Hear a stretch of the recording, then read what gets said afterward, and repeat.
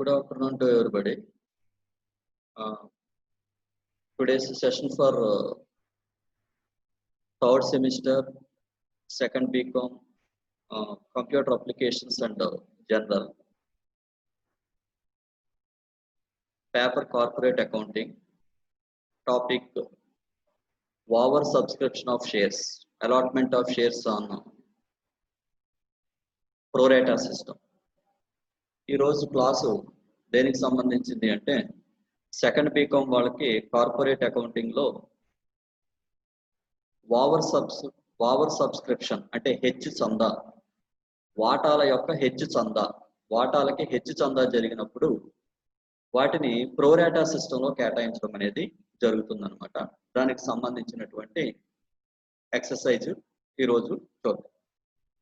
So మీకు over subscription అంటే అర్థం ఏంటి అంటే, if a company receives applications for more shares than it has issued, it is said to over subscribed. ఏదైనా ఒక కంపెనీ వాటాలను జారీ చేసేటప్పుడు అవి జారీ చేసినటువంటి వాటాల కన్నా ఎక్కువ అప్లికేషన్స్ వచ్చినట్లయితే దాన్ని ఏమంటారు అంటే ఓవర్ సబ్స్క్రిప్షన్ జరిగింది అని చెప్పడం జరుగుతుంది అన్నమాట. For example, a company has issued 10,000 shares of each 10 rupees, but it has received applications for 20,000 shares. ఉదాహరణకి 10,000 వాటాల కోసం ఒక్కొక్క వాటా 10 రూపాయల ప్రకారం ఒక కంపెనీ 10,000 వాటాలు జారీ చేస్తే దరఖాస్తులు 20,000 వచ్చాయి అనుకోండి. అప్పుడు then it is said to be over subscribed to the extent of 10,000 shares are oversubscribed. The board of directors in consultation with the stock exchange concerned as according to the terms and conditions of prospectus allot the shares on pro rata system. Pro rata system means allotting less number of shares than applied. అంటే ఒక company ఒక్కొక్క వాటా 10 రూపాయలు విలువ కలిగినటువంటి మొత్తం 10,000 వాటాలు జారీ చేస్తే దరఖాస్తులు 20,000 వాటాలకు వచ్చినాయి అనుకోండి. వాడి దగ్గర జారీ చేసినవి 10,000 వాటాలే, కానీ అప్లికేషన్లు మాత్రం 20,000 వాటాలకు వచ్చినాయి. మరి 20,000 వాటాలని కూడా ఎలా అలాట్ చేస్తాడు అంటే, అప్పుడు ఈ ఉన్నటువంటి 10,000 వాటాలనే 20,000 వాటాలు అడిగినటువంటి వాడికి సర్దుబాటు చేయడం అనేది జరుగుతుందన్నమాట. ఇలా సర్దుబాటు చేసినటువంటి విధానాన్ని ఏమంటారు అంటే ప్రో రాటా సిస్టమ్ అని చెప్తారు. అంటే దామాషా పద్ధతి ప్రకారం అంటే ఏంటి, allotting less number of shares than applied. Apply చేసినటువంటి వాళ్ళకంతా ఏం చేస్తాడు అంటే వాడి దగ్గర ఉన్నటువంటి షేర్లు మాత్రమే పంచడం అనేది జరుగుతూ ఉంటుందన్నమాట. When shares are allotted on pro rata basis the excess application money will be adjusted allotment on calls. If there is still surplus money it will be return to applicants by way of cash. మరి ఎక్స్ట్రాగా వచ్చినటువంటి మొత్తాన్ని వాటాలు కేటాయిస్తే ఆ కేటాయించినటువంటి వాటాలకే allotment కింద కాల్స్ కింద అడ్జస్ట్మెంట్ చేస్తారు. వాళ్ళకి అసలు వాటాలే కేటాయించలేదు అనుకోండి, అమౌంట్ని ఏం చేస్తారంటే వాళ్ళకి రిటర్న్ చేయడం అనేది జరుగుతుంది అనమాట. సో మీకు ఇక్కడ అకౌంటింగ్ ఎంట్రీస్ విషయానికి వస్తే చూడండి, ఫస్ట్ ఎంట్రీకి వచ్చేటప్పటికి when application money is received అంటే దరఖాస్తు సొమ్ము వచ్చినప్పుడు bank account debtor to share application account అంటే బ్యాంక్ ఖాతా డిటార్ టు వాటా దరఖాస్తు ఖాతా. Being application money received on shares, వాటాల మీద దరఖాస్తు సొమ్ము వచ్చినందున రిటర్న్ చేసామనుకోండి, share application account debtor to bank account. Being application money returned in respect of rejected applications. Application reject చేస్తే వాడికి వాటాలు కేటాయించకపోతే మనం రిజెక్ట్ చేస్తాం అనమాట, అప్పుడు రిటర్న్ చేస్తారు అనమాట.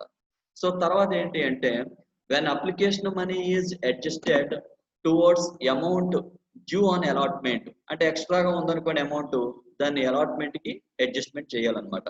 చూడండి, share application account debtor to share allotment account అని చెప్పి నోట్ చేసుకోవాలి. అలాగే when application money is adjusted towards calls in advance అంటే ముందుగా వచ్చింది అనుకోండి, దాన్ని ఏం చేస్తారంటే share application account debtor to calls in advance account అని చెప్పి రాయాలి. అలాగే in future whenever this calls in advance money is adjusted towards some call due, ఇంకా రావాల్సినటువంటి దానికి అడ్జస్ట్మెంట్ చేస్తే calls in advance account debtor to ఏంటంటే call account.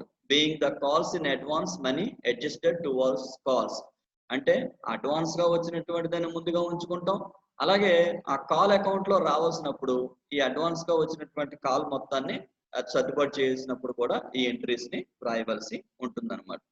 సరే, ఇప్పుడు ఈ ఓవర్ సబ్స్క్రిప్షన్ కి సంబంధించి ఎక్సర్సైజ్ చూద్దాం. చూడండి. The Bengaluru bottling company limited issued a prospectus inviting applications for 1 lakh equity shares of 10 rupees each, payable as to 2 rupees on application, 3 rupees on allotment, and the balance at the discretion of the directors. Applications for 1,20,000 shares were received. The directors allotted as follows. Bengaluru bottling company limited వాళ్ళు 1,00,000 equity వాటాలని ఒక్కొక్కటి 10 రూపాయల విలువ కలిగి వాళ్ళు జారీ చేశారనమాట. ఎలాగా? దరఖాస్తు మీద 2 రూపాయలు, కేటాయింపు మీద 3 రూపాయలు వసూలు చేయాలన్నారు. మిగిలినటువంటి బ్యాలెన్స్ ని డైరెక్టర్లు తర్వాత నిర్ణయిస్తారనమాట. అంటే షేర్ ఖరీదు 10 రూపాయలు, కానీ ఇలా కలెక్ట్ చేసేది ఎంత కలెక్ట్ చేస్తున్నారు? 5 రూపాయలే కలెక్ట్ చేస్తున్నారు. అప్లికేషన్ మీద 2 రూపాయలు, అలాగే అలాట్మెంట్ అంటే కేటాయింపు మీద 3 రూపాయలు కలెక్ట్ చేస్తున్నారు అనమాట. అయితే మిగిలిన మొత్తం డైరెక్టర్లు తర్వాత చెప్తారు. Applications for 1,20,000 shares for received. కానీ అప్లికేషన్ దేనికి ఎంత వచ్చినాయి? 1,20,000 వచ్చినాయి అనమాట. అయితే డైరెక్టర్స్ అలాటెడ్ యాజ్ ఫాలోస్. ఎలా అలాట్ చేయాలి? మొన్నేమో 1,00,000 వాటాలు, కానీ అప్లికేషన్ ఏమో 1,20,000 వచ్చినాయి. టు అప్లికెంట్స్ ఆఫ్ 80,000 షేర్స్, 80,000 వాటాదారులకి ఫుల్ అమౌంట్ అంటే 80,000 వాటాదారులకి 80,000 ఇచ్చేసాడు. అలాగే 30,000 షేర్స్ అంటే 30,000 వాటాదారులకి 20,000 షేర్స్ ఇచ్చాడు అనమాట. అంటే ఇక్కడ పైన 80,000 వాటాదారులకి 80,000 ఇచ్చేసాడు. 30,000 అడిగిన వాడికి 20,000 ఇచ్చాడు. 80 అయినా 20 1 lakh, 1,00,000 వాటాలు సరిపోయినాయి. కానీ టు అప్లికెంట్స్ ఆఫ్ 10,000 షేర్స్ అంటే 10,000 వాటాదారులు, 10,000 అడిగిన వాడికి నిల్లు, ఏమీ ఇవ్వలేదన్నమాట. So give journal entries and show balance sheet assuming that all the sum due on allotment has been received and no call has been made. ఇక పిలుపులు గట్ట ఏమీ లేవు, ఇచ్చిన వ్యవహారాలకు మాత్రమే చట్టాబద్ధాలు రాసి ఆస్తుల పట్టిని తయారు చేయమని చెప్పేసి అడిగాడు. సో మనకి ఈ సమ్లో ఇక్కడ ఏంటంటే 10,000 వాటాదారులకి ఏమీ కేటాయించలేదు కాబట్టి వాళ్ళ అమౌంట్ రిటర్న్ చేయాలన్నమాట. సో ముందు వచ్చినట్టు రాసుకోవాలి. 1,20,000 అప్లికేషన్లు వచ్చినాయి కాబట్టి జర్నల్ ఎంట్రీ సెట్టింగ్ పెట్టి date, particulars, LF, debit, credit enter చేసుకుని bank account debtor to equity share application account, bank ఖాతా డిటార్ టు ఈక్విటీ వాటా దరఖాస్తు ఖాతా. 1,20,000 అప్లికేషన్లు వచ్చినాయి. 2 రూపాయల ప్రకారం 2,40,000 వచ్చినట్టుగా రాశారు. సో ఏం చేయాలి ఏంటి? 2,40,000 కూడా ట్రాన్స్ఫర్ చేయాలి. ఎలా ట్రాన్స్ఫర్ చేస్తాము? 1,20,000 వాటాలు కూడా పూర్తిగా అలాట్ చేయలేదాడు. ఏం చేశాడు? 20,000 వాటాలు ఇక్కడ ఏంటంటే 80,000 అడిగిన వాడికి 80,000 ఇచ్చాడు, 30,000 అడిగిన వాడికి 20,000 ఇచ్చాడు, అసలు 10,000 అడిగిన వాడికి ఏమి ఇవ్వలేదు. So equity share application account debtor to equity share capital అంటే ఈక్విటీ వాటా మూలధనం ఖాతాకి సంబంధించి ఒరిజినల్ గా 1,00,000 వాటాలు కాబట్టి 2,00,000 చూపించారు అనమాట. సో బ్యాంక్ అకౌంట్ అంటే రిటర్న్ చేసేస్తున్నాం. ఎన్ని రిటర్న్ చేసేస్తున్నాం? 10,000 వాటాదారులకి అసలు వాటాలే కేటాయించలేదు, అందువల్ల బ్యాంక్ అకౌంట్ అని రాసాం. 10,000 ఇంటూ 20,000. అలాగే ఇంకా షార్టేజ్ ఎంత ఉంది? 20,000 ఉంది. ఈ 20,000 కూడా ఏం చేస్తాం? నెక్స్ట్ అలాట్మెంట్ కి అడ్జస్ట్ చేస్తాం అనమాట. To equity share allotment account, to కేటాయింపు ఖాతా, వాటా కేటాయింపు ఖాతా 20,000 రాసాం అనమాట. అదే being equity share application money 1 lakh equity shares transfer to share capital, application money return on 10,000 shares and the balance transfer to share allotment account. అర్థమైంది కదమ్మా? తర్వాత ఏంటి అంటే equity share allotment account debtor to equity share capital account అంటే కేటాయింపు ఖాతా debtor to మూలధనం ఖాతా. 1,00,000 వాటాలు కాబట్టి 1,00,000 వాటాల మీద 3 రూపాయల ప్రకారం 3 lakhs రావాలన్నమాట. డెబిట్ లో 3 lakhs, క్రెడిట్ లో 3 lakhs. కానీ 3 lakhs కి ఆల్రెడీ మనకి పైన ఎంట్రీలోను అడ్జస్ట్మెంట్ లో 20,000 ఉంది, వచ్చేసింది. సో ఇప్పుడు మనం ఏం చేస్తాము అంటే bank account debtor to equity share allotment account, bank ఖాతా డిటార్ టు ఈక్విటీ వాటా కేటాయింపు ఖాతా అని చెప్పేసి being allotment money received already 20,000 ముందు వచ్చేసింది కాబట్టి రావాల్సిందంతా 3 lakhs కదా. 3 lakhs 20,000 లెస్ చేస్తే 2,80,000 చూపిస్తాం అనమాట. అంతవరకే ఎంట్రీస్, కాల్స్ గట్ట ఏమి లేవని చెప్పాడు. సో నెక్స్ట్ మనం ఏం చేయాలి? బ్యాంక్ అకౌంట్ వేసుకోవాలన్నమాట. బ్యాంక్ అకౌంట్ లోకి వచ్చేటప్పటికి షేర్ అప్లికేషన్ ద్వారా 2,40,000 వచ్చింది. మనం దాన్ని ఒక 20,000 రిటర్న్ చేసేసాం. అందువల్ల మళ్ళీ క్రెడిట్ లో బై ఈక్విటీ షేర్ అప్లికేషన్ అని చెప్పేసి 20,000 వేస్తాం. అలాట్మెంట్ ద్వారా 2,80,000 వచ్చింది. సో క్లోజ్ చేస్తే 5,20,000. బై బ్యాలెన్స్ క్యారీ డౌన్ ఎంత అవుతుంది? 5 lakhs అవుతుంది. క్యారీ డౌన్ మళ్ళీ బ్రాడ్ డౌన్ చేసుకోవాలి. 2 balance బ్రాడ్ డౌన్. తర్వాత ఏంటంటే share capital account. Share capital అకౌంట్కి వచ్చేటప్పటికి by equity share application general గా 1,20,000 వచ్చినాయి, కానీ 1,00,000కే ఎంటర్ చేసుకోవాలన్నమాట. క్యాపిటల్ ట్రాన్స్ఫర్ చేసింది 2,00,000. అలాట్మెంట్ లోకి వచ్చేటప్పటికి 3,00,000, మొత్తం 5 lakhs. 2 balance క్యారీ డౌన్, తేల్చిన 5 lakhs క్యారీ డౌన్, మళ్ళీ బ్రాడ్ డౌన్ చేస్తే 2 balance బ్రాడ్ డౌన్ 5 lakhs అవుతుంది అనమాట. ఇప్పుడు Bengaluru bottling company limited balance sheet ఆస్తుల పట్టి మనం పర్టికులర్స్, తర్వాత amount, equity and liabilities, equity మరియు అప్పులు అని చెప్పేసి షేర్ హోల్డర్స్ ఫండ్స్ వాటాదారుల నిధులు, అలాగే ఇక్కడ ఏంటంటే షేర్ క్యాపిటల్ ఆథరైజ్డ్ క్యాపిటల్ ఏమీ లేదు. తర్వాత ఇంకా ఏంటి అంటే జనరల్ గా called up and paid up, ఇక్కడ ఆథరైజ్డ్ క్యాపిటల్ ఏమీ లేదు, కానీ ఇక్కడ ఏం చేస్తున్నాడు అంటే equity shares of 10 rupees each dash పెట్టేశారు. 1,00,000 ఈక్విటీ వాటాలు 10 రూపాయలు. జనరల్ గా వాడు చెప్పింది ఏంటి, 1,00,000 ఈక్విటీ వాటాలు అని చెప్పాడు, దాన్నే ఇక్కడ ఆథరైజ్డ్ గా తీసుకున్నాడు అనమాట. సో 1,00,000 ఈక్విటీ వాటాలు 10 రూపాయల ప్రకారం ఎంత అవుతుంది, 10 lakhs అవుతుంది అనమాట.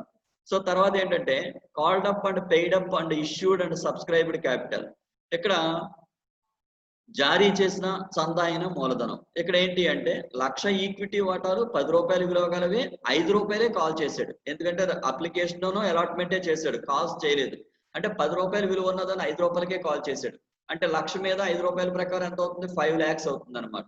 అలాగే రిజర్వ్స్ అండ్ సర్ప్లస్, రిజర్వ్ లో మరియు మిగుళ్ళు ఏమీ లేవు. తర్వాత ఏంటంటే నాన్ కరెంట్ లైబిలిటీస్, ప్రస్తుతేతర అప్పులు నిల్లు, అలాగే కరెంట్ లైబిలిటీస్ ప్రస్తుత అప్పులు నిల్లు. ఓవరాల్ గా మనకి 5 lakhs వచ్చిందనమాట. దీన్ని ఏమంటారు, టోటల్ ఈక్విటీ అండ్ లైబిలిటీస్, మొత్తం ఈక్విటీ మరియు అప్పులు. అలాగే రామన్ 2 లోకి వచ్చేటప్పటికి అసెట్స్, ఆస్తులు. ఆస్తులను ఎలా డివిజన్ చేస్తాం, non current assets, current assets. అంటే ప్రస్తుతేతర ఆస్తులు నిల్లు ఏమీ లేవు. కరెంట్ అసెట్స్ లోకి వచ్చేటప్పటికి క్యాష్ అట్ బ్యాంక్, బ్యాంకులో నగదని చూపెడతాం. క్యాష్ అట్ బ్యాంక్ మనకు 5 lakhs ఉంది అక్కడ బ్యాంక్ అకౌంట్ లోను, ఆ 5 lakhs చూపించాం అనమాట. సో ఓవరాల్ గా టోటల్ అసెట్స్ పైన మనకి టోటల్ ఈక్విటీ అండ్ లైబిలిటీస్ ఏమో 5 lakhs, టోటల్ అసెట్స్ ఏమో 5 lakhs ఉందన్నమాట. బ్యాలెన్స్ షీట్ ఫుల్ఫిల్ కంప్లీట్ అయ్యిందనమాట. సో ఈ రోజు క్లాస్ దేనికి సంబంధించింది అంటే ఓవర్ సబ్స్క్రిప్షన్, హెచ్చు చందా. ఓవర్ సబ్స్క్రిప్షన్ అయినప్పుడు వాటాలను ఎలా కేటాయిస్తారు అంటే ప్రోరాటా సిస్టమ్ లో, అంటే ప్రోరాటా బేసిస్ లో కేటాయింపు చేయడం అనేది జరుగుతుంది. అంటే ప్రోరాటా బేసిస్ అంటే అర్థం ఏంటి, allotting less number of shares than applied, అంటే అడిగిన దానికన్నా తక్కువ వాటాలను కేటాయించడాన్ని ఏమంటారంటే ప్రోరాటా సిస్టమ్. ఎప్పుడు జరుగుతుంది అది, ఓవర్ సబ్స్క్రిప్షన్ జరిగినప్పుడు మాత్రమే జరుగుతుంది. ఇక్కడ దీంట్లో బెంగళూరు బాట్లింగ్ కంపెనీ వాళ్ళు 1,00,000 ఈక్విటీ వాటాలు 10 రూపాయలు విలువ గలవి, 2 రూపాయల అప్లికేషన్ 3 రూపాయల కేటాయింపు మీద చేశారు. మిగిలింది డైరెక్టర్లు తర్వాత తీర్మానం చేస్తారు, నిర్ణయిస్తారని చెప్పారు. అప్లికేషన్ ఏమో 1,20,000కి వచ్చినాయి, కానీ ఉన్నాయి 1,00,000. సో కాబట్టి వాడు ఎలా ఇచ్చాడు, 80,000 అడిగిన వాడికి మొత్తం ఇచ్చేసాడు, 30,000 అడిగిన వాడికి 20,000 ఇచ్చాడు. సో 10,000 అడిగిన వాడికి ఏమీ ఇవ్వలేదు. సో 10,000 అడిగిన వాడికి ఏమీ ఇవ్వలేదు కాబట్టి వాడు అమౌంట్ రిటర్న్ చేయాలన్నమాట. అప్లికేషన్ మనీ వచ్చినప్పుడు bank account to share application అని చెప్పేసి 1,20,000కి 2 రూపాయల ప్రకారం 2,40,000 వచ్చింది. ఈ 2,40,000లో వీడి దగ్గర ఉన్నటువంటి వాటాలు 1,00,000 వాటాలే కాబట్టి క్యాపిటల్ కి 1,00,000 వాటాలని ట్రాన్స్ఫర్ చేశారు, 2 లక్షలు అనమాట. అలాగే 10,000 వాటాదారులకి అసలు వాటాలు కేటాయించలేదు కాబట్టి అమౌంట్ రిటర్న్ చేయాలి. 2 రూపాయల ప్రకారం 20,000 రిటర్న్ చేశారు. అయినా ఇంకా 20,000 ఉంది. దాన్ని ఏంటంటే దాన్ని అలాట్మెంట్ కి ట్రాన్స్ఫర్ చేశాం అనమాట. జనరల్ గా అలాట్మెంట్ లో రావాల్సినటువంటి అమౌంట్ 1,00,000 వాటాల మీద 3 రూపాయల ప్రకారం 3 lakhs రావాలి. ఆల్రెడీ పైన మనకి 20,000 అడ్వాన్స్ లో ఉంది కాబట్టి రిమైనింగ్ బ్యాలెన్స్ 2,80,000 తీసుకుంటే సరిపోతుంది అనమాట. ఇక్కడ చూడండి బ్యాంక్ అకౌంట్ లోకి వచ్చేటప్పటికి అప్లికేషన్ మనీ 2,40,000 వచ్చింది, 20,000 రిటర్న్ చేసాం, క్రెడిట్ లో వేసాం. అలాట్మెంట్ మనీ 2,80,000 వచ్చింది. సో ఫైనల్ గా క్లోజ్ చేస్తే బ్యాలెన్స్ 5 lakhs వచ్చింది అనమాట. అలాగే క్యాపిటల్ అకౌంట్ లోకి వచ్చేటప్పటికి అప్లికేషన్ ఒరిజినల్ గా 2 lakhs, అలాట్మెంట్ ఒరిజినల్ గా 3 lakhs, మొత్తం 5 lakhs అనమాట. బ్యాలెన్స్ షీట్ లోకి వచ్చేటప్పటికి ఆథరైజ్డ్ క్యాపిటల్ దగ్గరకు వచ్చేటప్పటికి 1,00,000 ఈక్విటీ వాటాలు 10 రూపాయల ప్రకారం 10 lakhs. దాంతో మనకు పని లేదు, అండర్లైన్ చేసేయండి. తర్వాత 1,00,000 ఈక్విటీ వాటాలని కూడా 10 రూపాయలు విలువ ఉన్న దాన్ని 5 రూపాయల ప్రకారమే జారీ చేశాడు, అంటే కాల్ చేశాడు, 5 రూపాయల ప్రకారమే కాల్ చేశాడు. సో 5 lakhs వచ్చింది అనమాట. ఇక మిగిలిన ఏమీ లేవు కాబట్టి ఓవరాల్ గా టోటల్ ఈక్విటీ అండ్ లైబిలిటీస్ వచ్చేటప్పటికి 5 lakhs వస్తుంది. అలాగే ఆస్తుల్లోకి వచ్చేటప్పటికి నాన్ కరెంట్ అసెట్స్, ప్రస్తుతేతర ఆస్తులు ఏమీ లేవు, కానీ కరెంట్ అసెట్స్ మాత్రం ఉన్నాయి. కరెంట్ అసెట్స్ అంటే క్యాష్ అట్ బ్యాంక్ లో నగదని తీసుకోవడం జరుగుతుంది అనమాట. బ్యాంక్ బ్యాలెన్స్ ఎంత ఉంది? 5 lakhs ఉంది. సో టోటల్ అసెట్స్ వచ్చి 5 lakhs, total equity and liabilities వచ్చి 5 lakhs. సో కాబట్టి దీంతో మనకి ఈ ఓవర్ సబ్స్క్రిప్షన్ అనేటటువంటి టాపిక్ సంబంధించి ఎక్సర్సైజ్ ఫుల్ఫిల్ అయిందనమాట.